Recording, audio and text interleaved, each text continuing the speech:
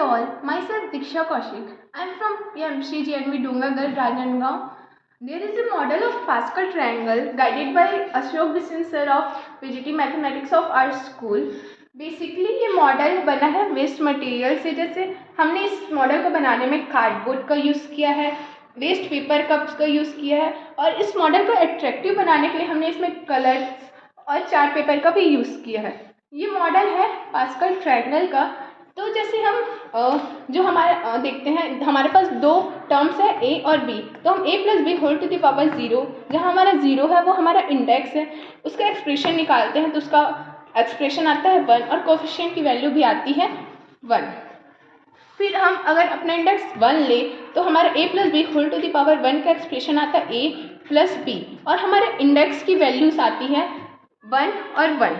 फिर हम अगर इंडेक्स 2 ले तो देखते हैं कि हमारा एक्सप्रेशन आता है a square plus 2ab plus b square, और हमारे कोफिशिएंट की वैल्यू आती है 1 2 1, जो हम इस ट्रायंगल में देख सकते हैं 1 2 1।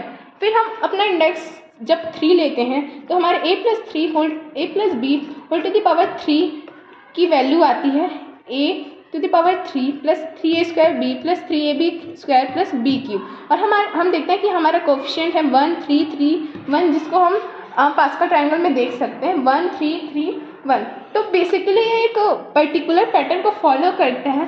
तो जैसे हमने ये चीज़ नोटिस किया, बहुत समय पहले एक मैथमेटिशियन थे ब्लेस पास्कल, उन्होंने भी ये चीज़ ऑब्जर्व किया। फिर उन्होंने सारे इंडेक्स के कोफिशिएंट की वैल्यूज़ निकालना स्टार्ट कर। तो हम अगर इंडेक्स 0 लेते हैं तो देखते हैं हमारी कोफिशिएंट की वैल्यू आई 1। फिर हम इंडेक्स 1 लेते हैं तो देखते हैं कोफिशिएंट की वैल्यू आई 1 और 1। फिर हम इंडेक्स 2 लिए तो देखते हैं कोफिशिएंट्स की वैल्यू आई 1 2 1। फिर इंडेक्स 3 लिए तो कोफिशिएंट्स की वैल्यू आई 1 3 3 1। तो हम देखते हैं कि जितने भी हम इंडेक्स लेते हैं उनके कोफिशिएंट्स की वैल्यू उनके प्रीवियस इंडेक्स के कोफिशिएंट की वैल्यू के सम के इक्वल होती है। जैसे अगर हम इंडेक्स 0 ले तो यहाँ 1 आया, इंडेक्स 1 ले तो 1 और 1 आया।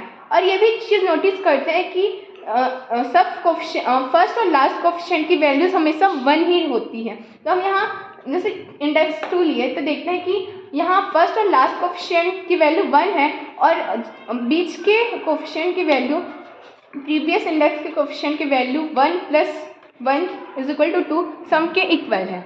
यहाँ अगर हम इंडेक्स 3 ले तो देखते हैं फर्स्ट और लास्ट कोफिशिएंट की वैल्यू 1 है, और जो बीच की कोफिशिएंट है उसकी value previous coefficient 2 plus 1 is equal to 3, 2 plus 1 is equal to 3 के इक्वल है। तो बेसिकली ये पास्कल ने दिया, ये ट्रायंगल पास्कल ने दिया था और एक ट्रायंगल के फॉर्म में है, इसलिए इसको पास्कल ट्रायंगल कहा जाने लगा। पास्कल ट्रायंगल से हम एक कॉन्सेप्ट जानते हैं बाइनोमियल थ्योरम, जो हम यहाँ चार्ट पे देख सकते हैं। तो हम binomial theorem for any positive integer n, जहाँ हमारा n है वो इंडेक्स है, निकालते हैं। तो a plus b whole to the power n का एक्सप्रेशन बनता है nc0 a to the power n plus nc1 a to the power n minus 1 b up to ncn bn। तो बेसिकली जो इनके कोफिशिएंट की वैल्यूज है वो एक फॉर्मूला, कॉम्बिनेशन का formula ncr is equal to factorial n upon factorial r n minus r factorial से निकलता है। हम अगर r की वैल्यू k रखें तो हमारा एक्सप्रेशन बनता है a plus b whole to the power n is equal to sigma k is equal to 0 up to n c k a n minus k b to power k। अब यहाँ इसमें कुछ special case भी होता है, जब हमारा calculation है और एक्सप्रेशन है वो इजी हो जाता है।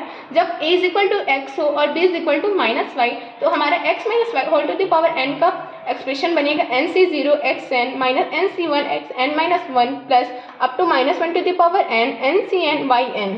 और भी दो स्पेशल केस हैं, जब हमारे a की वैल्यू 1 हो और b की वैल्यू x हो तो 1 plus x whole to the power n का एक्सप्रेशन बनेगा nc0 plus nc1 x up to ncn xn। और अगर हमारे b की वैल्यू माइनस x हो तो 1 minus x whole to the power n is equal to nc0 minus nc1 x plus up to minus 1 whole to the power n ncn xn।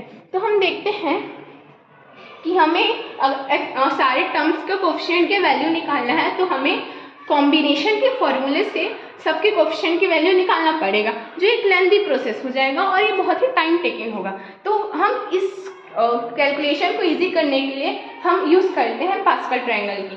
तो हम जैसे जैसे n की वैल्यू बढ़ाते जाएंगे, अगर हम n की वैल्यू 0 रखेंगे तो हमारे कोफिशिएंट की वैल्यू आएगी 1। हम अगर n की वैल्यू 1 रखें तो हमारे कोफिशिएंट की वैल्यूज आएगी 1 और 1। और हम n की वैल्यू 2 रखें तो हमारी कोफिशिएंट की वैल्यू आएगी 1 2 1। अगर हम n की वैल्यू 3 रखें तो हमारे कोफिशिएंट की वैल्यू आएगी 1 3 3 1।